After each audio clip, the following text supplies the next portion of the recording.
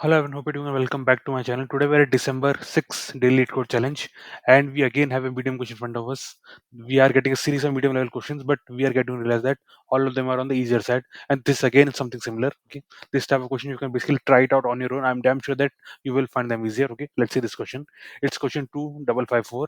Maximum numbers of integers to choose from a range. Okay, so let's quickly see what the question. It's a very easy question. Basically, you will get to know that they are actually expecting you to use a particular data structure.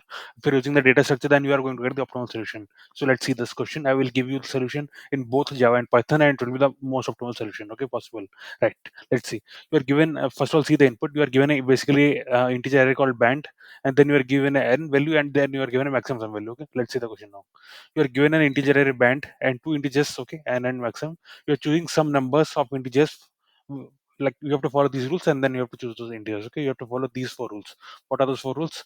See, the chosen integer has to be in the range, this thing. So one thing is very clear now. See, we are see I hope you're at least this point you are understanding the question. So question here is, see, you'll have to choose some numbers. Okay, that is what they're trying to say. There you have to choose some numbers. The numbers that you have to choose is going to be from this range, that is 1 till n, that is 1 and n both inclusive. Remember that each integer can be chosen at most once. The chosen integer should not be in the array band. That is, they are trying to say that they are given some integers here. So the integer that you are going to choose between 1 and n, okay, that should not contain these numbers. Okay, as simple as that. The sum of the chosen integer should not exceed maximum. Okay, they have also given a maximum. The idea is whenever whatever integers you are choosing, you have to keep, you have to keep tracking their sum. That is what is the sum of all the numbers that you have chosen till now. That should not exceed maximum. As simple as that. Okay. Once it exceeds maximum, that will you have to stop then. Okay. That number you cannot choose. The sum of the chosen number should not exceed maximum. Right. Return the maximum number of integers that you can choose following the mentioned rules. Okay, one thing is, things are like very pretty clear here. There is nothing much for me to explain. If you are not clear, just pause the video. I will give the link of the question in the description. Just go and hit that, see the question one, see the examples. I'm sure you will find it easy. So what is happening is basically we are given end. Okay, so let me quickly start writing and show it to you what is happening.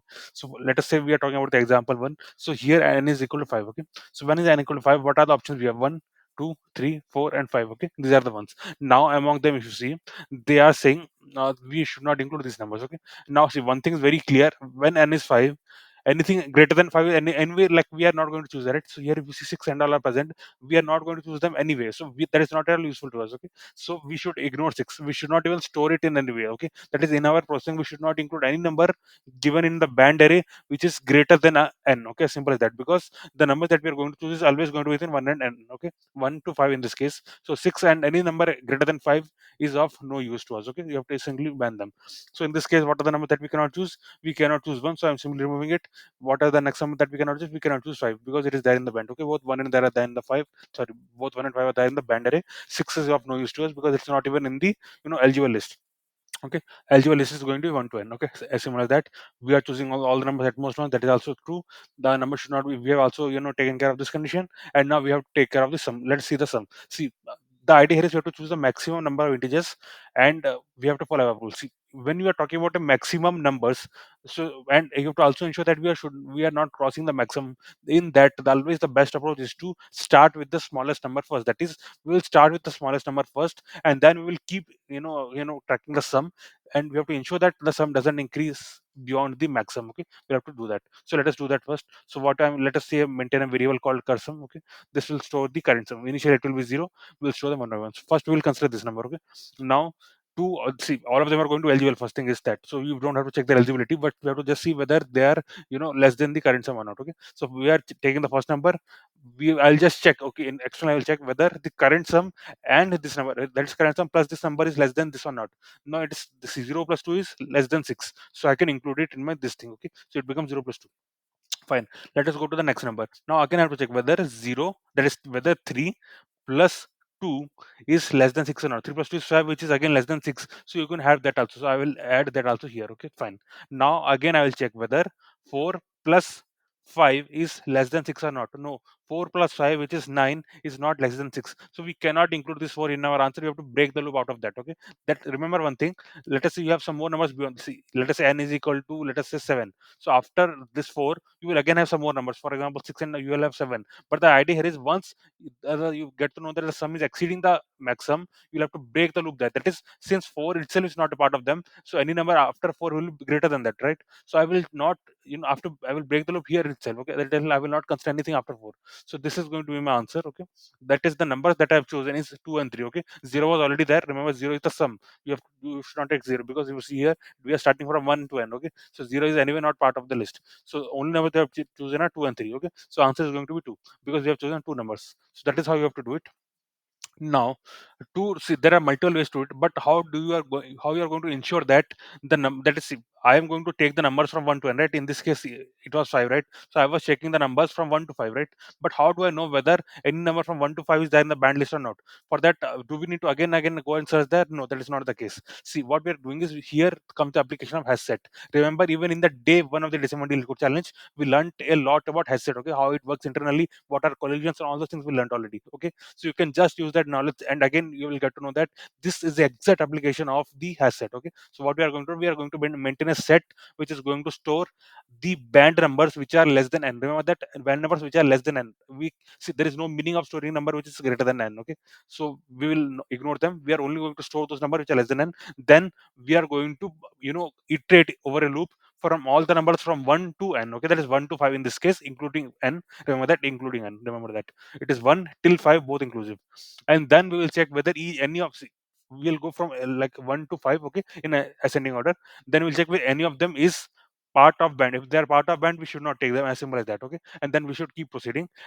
For each number, what you have to do, if they're eligible, okay, if they're not in the band list, what you have to do, we have to first check whether that number plus the current sum is exceeding or not. If it is not exceeding, you have to simply add it here, and then you have to consider that number in your answer. Okay, you can also see, in this case, what I'm doing is I'm maintaining a variable called max number to choose. Okay, max numbers to choose. You can maintain this variable to count how many numbers you have chosen till now. Okay, let's see the code now. Let me comment out these things. Yeah, let's see the code now. So what I'm doing, as I mentioned, I'm going to use a set here, because see, this is the exact application of set. You can do it other ways, but that is not going to be effective. Remember that. Okay, that will take multiple approaches to do it. That is, it will take multiple loops and multiple, I will say, calculations to do it. That is not important here. Basically, you can easily achieve them using a set. Okay, set is a very basic thing. Even in Python and Java, these are very basic things. Okay, we'll see the Java code also now. So I'm simply using a set. I'm calling it as a band number set. Okay, it will store all the numbers which are band. Right. First of all, I will populate this set. For populating this set, what I have to do, I will go through each number in my band array, and then I will just check whether the number in the band array, that is each number in the band array, whether if it is less than n or not. Only if it is less than n, I will add it to my band number set. Okay. Remember, if it is greater than n, it's of no use to me, because anyway that is not eligible, right? Because our answer should always be that we have the number of, that is the numbers to be chosen should be in 1 to n range only. Okay, remember that. Once the list is populated, so after this the list is populated, now I'm going to use two variables. Okay, to calculate my answers. What are they? First of all, it's the current sum. Remember, after choosing each number, if a number is eligible, we will have to see whether I can take this number or not, and to see that, we will have to add it to the current sum. Okay, so this will maintain the sum that we have seen till now. Okay, the current sum. Then comes in maximum number of, that is maximum numbers to choose. That is it. If you are selecting a number and if you are adding that number to the current sum, you will have to update this also by 1. Okay, that it will tell you how many numbers you have chosen, and remember, ultimately that is going to be the answer. Remember that. So what we are starting, we now going to start a loop from 1 till n. Okay, remember 1 till n in Python. Whichever number you want, you have to write plus one of that. So in this case, I want the loop to run from 1 till n. So I'm writing 1 comma n plus 1. Okay, remember that. Now I'm checking whether my I, that is the number that is going to come, is not in band number. Only if it is not in band number, proceed further. Okay, this part of the code will execute it only if the I is not in band number. Okay, then what I have to do, first of all, I'm just simulating the sum. Okay, after adding this I to my current sum, remember that after adding this I to my current sum, whether it is going to exceed the maximum or not. If it is exceeding the maximum, simply break. Remember, it will break out of the whole while loop. This whole for loop, it will break out, and it will return the answer as this. Okay, that is this number. Let's say if this condition is true, in that case, this number will not be considered in my answer. Remember that, because it is, it is making the sum to exceed the maximum limit. Okay, simple as that. So it will not be part of the answer. So I'm just checking whether I plus sum is greater than answer that maximum. If it is so, simply break out of the loop. If this condition is not true, that means even after adding I to the current sum, we are still below the maximum limit only. Okay. In that case, what you do, simply add that to my current sum. Current sum is equal to current sum plus I. And since we have chosen one number, that is this number is also part of our answer now. So I will have to simply add one to this. Okay. Let's max number to choose is equal to maximum to choose plus one. Okay. That is the previous value plus one. As simple as that. This loop will keep continuing, and after some point we may break or we may not break. And ultimately, once we come out of this loop, okay, either we finish it completely or we are breaking out of and coming out of it, we have to return the maximums to choose. Let me quickly run the selection and show you how it works. So as you can see, this is clearing all the test cases. I already segmented the solution and it worked. So here in this, what we learned is, see, first of all, very simple question. The only thing we have to see is what are the constraints. The constraints are in the range of 10 power 4 to 10 power 5. For that reason, it's marked as a medium level question. But I felt these are going to be very, very easy. Okay. Now coming to the space and time complexity of it. See, here you will have to analyze it very clearly. Okay. Just a second.